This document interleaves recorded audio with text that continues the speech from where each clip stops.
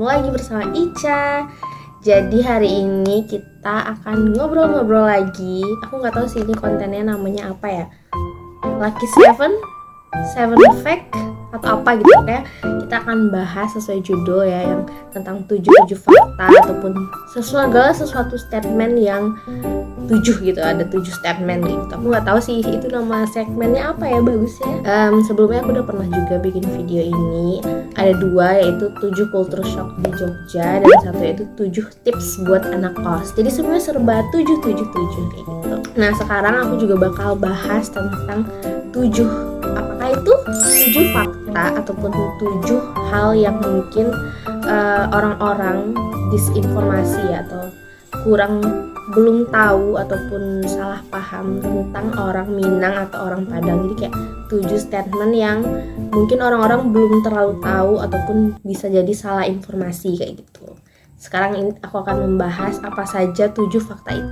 Nah terus buat temen-temen, kalaupun ini kan aku berdasarkan pendapat aku dan berdasarkan pengetahuan aku sejauh mana gitu. Jadi nanti kalau ada tambahan ataupun ada hal yang mungkin kurang, bisa kalian tambahkan di kolom komentar. Oke, kita langsung aja ke fakta pertama. Nah, fakta yang pertama adalah Padang itu adalah nama kota, jadi bukan sebutan buat orang Padang kayak gitu. Jadi kayak biasa kan kita sering banget ya dengar kalau orang-orang yang bukan non Padang ataupun non Minang itu mereka nyebutnya orang Padang kayak gitu. Padahal sebenarnya kita tuh asli itu orang Minang, bukan orang Padang.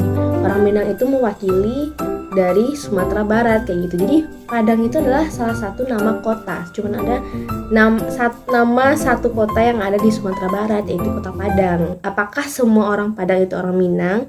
Ya, kayak gitu. Maksudnya di sini yang emang lahirnya dan tinggal di Padang ya, emang punya keturunan Padang, keturunan Minang, itu yang tinggal di Padang itu fix orang Minang. Jadi misalnya nih aku sering banget ketemu case di mana teman-teman aku nih dia tinggalnya di Kota Bukit Tinggi, Kota Payakumbuh, tapi semua orang nyebutnya itu orang Padang, padahal dia bukan orang Padang kayak gitu. Dia adalah orang Minang, bukan orang Padang. Jadi tuh orang-orang sering nyebut ya kayak kamu orang Padang ya gitu. Padangnya di mana? Padahal aslinya itu dia bukan orang Padang kayak gitu. Jadi orang-orang sering menyebut orang Minang itu dengan orang Padang, padahal hasilnya itu dia orang Minang, bukan orang Padang kayak gitu. Ya ada orang Padang yang emang tinggal di Padang, tapi kebanyakan ada dari Bukit Tinggi, Payakumbuh, Sawalunto dan lain-lain gitu. Jadi nyebutnya orang Minang, bukan orang Padang, karena Padang ini cuma mewakili satu kota aja gitu. Sedangkan masih banyak kota lainnya yang ada di Sumatera Barat kayak gitu. Nah, fakta yang kedua ini nyambung ya sama yang pertama yang aku bilang sekelibat tadi ya. Kalau misalnya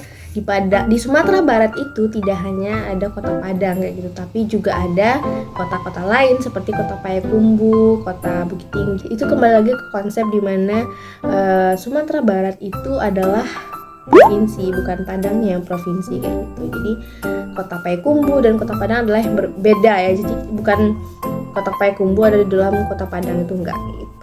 Oke, lanjut ke fakta yang ketiga. Aku juga sering banget dengar nih yang ini, apalagi dari teman-teman aku, katanya kalau misalnya kita menikah sama orang Padang itu dibayar kayak gitu. Kayak mereka bilang mahal karena semuanya dibayar. Jadi kayak kalau menikah sama cowok orang Padang itu dibayar, sama cewek itu harus bayar kayak gitu ya. Dan jawabannya adalah salah. Jadi sebenarnya kalau yang sistem bayar itu sebenarnya cuma ada di satu kota aja atau di satu tempat kayak gitu. Itu daerah Pariaman namanya. Itu pun yang dibayar adalah yang cowoknya. Jadi ketika cewek Minang nikah sama cowok Minang, nah cewek Minang ini harus bayar ke orang tuanya sebagai ucapan terima kasih kayak gitu ya, sudah merawat anaknya kayak gitu. Itu sih kayak yang sepengetahuan aku ya, dan yang aku tahu sejauh ini yang cuma dibayar itu yang orang Minang, orang yang berasal dari daerah Pariaman. Jadi bukan semua daerah itu bayar kayak gitu. Tapi kalau urusan untuk perintilan pernikahan seperti apa yang dibawa, itu kesepakatan bersama kayak gitu ya. Jadi nggak melulu tentang bayar membayar ya, oke? Tapi kalau misalnya nih kayak seserahannya apa, terus apa aja harus dibawa, itu oke. Jadi kalau misalnya tentang seserahan ya, apapun yang harus dibawa, nanti antar kedua belah pihak itu didiskusikan bersama kayak gitu. Oke. Fakta yang keempat, ini fakta yang sedikit mengejutkan ya. Kalau semua orang bilang kalau dia dari Padang pasti dia suka makan pedas gitu. Jawabannya no, oke. Nggak semua orang Padang suka makan pedas, tapi hampir semuanya suka. Cuman ada juga yang nggak suka makanan pedas. Contohnya adik aku, dia nggak suka makan pedas. Tapi kalau misalnya itu mungkin lebih ke orang Padang itu dia harus ada sedikit sesuatu yang nendang gitu ya, kayak rempahnya atau ada cabenya, pokoknya bukan yang maksudnya yang pedes-pedes banget gitu ya, tapi harus ada sedikit bumbu yang menonjol yang bisa menggairahkan makan kayak gitu. Terus yang kelima adalah kalau misalnya kita jalan-jalan ya, misalnya di Jakarta, di Jogja, pasti itu tulisannya restoran Padang atau rumah makan Padang kayak gitu kan. Nah kalau di Padang sendiri ataupun di Minang, di Sumatera Barat sendiri, itu tuh di restorannya atau di warung makan itu nggak ada tulisan restoran nasi Padang, rumah makan Padang, nggak ada kayak gitu ya. Itu dia langsung aja bikin, misal nih dia berdasarkan nama daerah, misalnya lagi di Jalan Sudirman, misalnya warung nasi Sudirman ataupun lapo nasi Sudirman kayak gitu. Atau ada lagi di sini yang terkenal Lamun Ombak. Jadi ya udah Lamun Ombak, nggak ada tuh embel-embel rumah makan Padang kayak gitu. Langsung aja namanya rumah makan Lamun Ombak kayak gitu. Mungkin itu ya yang bisa ditemukan di sini. Jadi nanti kalau misalnya ada yang main ke Padang tuh sudah capek-capek nih, mana ya warung nasi Padang, restoran Padang, kok nggak ada tulisan Padang-Padangnya kayak gitu. Ya emang nggak ada, karena di sini semuanya itu udah ada namanya gitu loh, jadi nggak ada pakai embel-embel Padang lagi, udah fix itu makanan ataupun nasi Padang kayak gitu.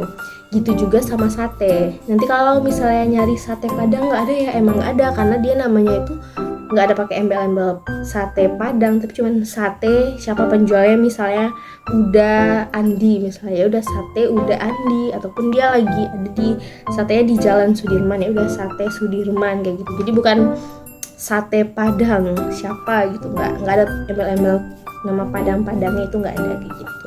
Terus yang lagi ya, ini masih dalam lingkup nama makanan ya, itu penyebutannya ya, kalau di Padang itu bukan nasi Padang, bukan ya, tapi kita nyebutnya adalah nasi rames kayak gitu. Jadi bukan rames ya, kalau di Jogja itu ada tuh namanya nasi rames. Nah kalau di sini namanya nasi rames, itu berbeda ya. Dulu aku pertama kali ke Jogja mikir nasi rames itu ya kayak nasi Padang yang nasi rames, ternyata bukan ya.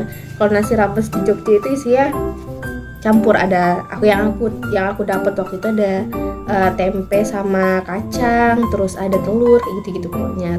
Nah terus kalau misalnya kalian main ke Padang nih ataupun ke Minang, ke Sumatera Barat, itu tiap daerah bakal punya cita rasa yang berbeda. Misalnya kalian pengen beli nasi Padang, satu restoran sama restoran lain itu rasanya beda banget gitu. Jadi ada berbagai macam jenis variasi makanan Padang kayak gitu.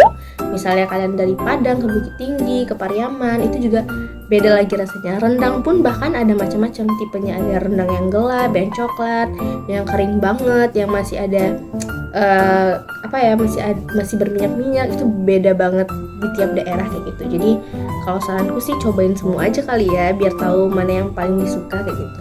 Nggak cuman berlaku buat nasi Padang ya, tapi juga buat sate Padang tuh.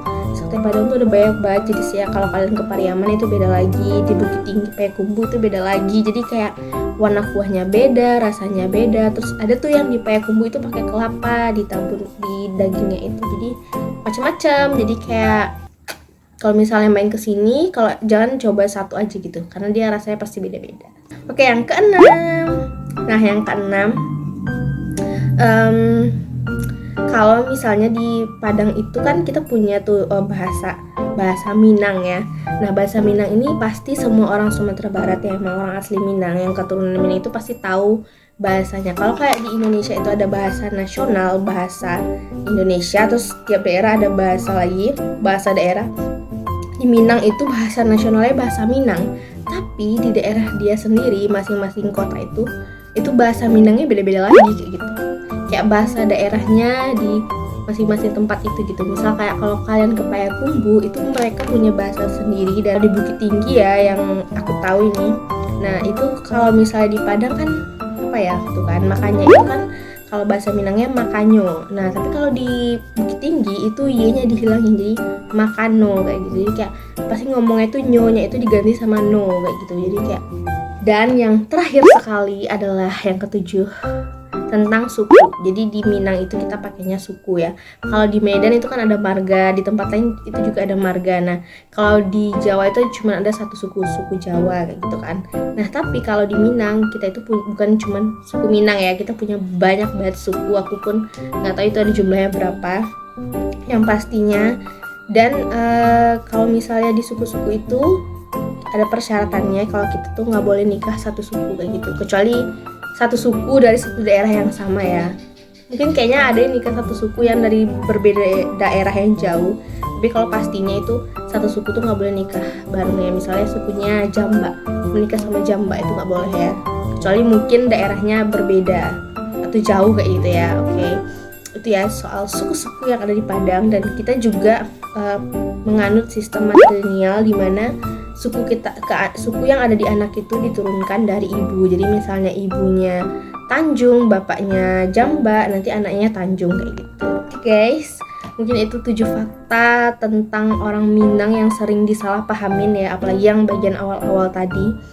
Itu aku harap teman-teman mendapat informasi baru tentang ini dan bisa lebih memahami kalau misalnya kadang informasi yang beredar itu belum tentu semuanya benar seperti itu. Aku harap video ini membantu dan menjadi informasi dan wawasan baru buat teman-teman semua kayak gitu. Mungkin sekian, thank you for watching my video. Ini buku aku.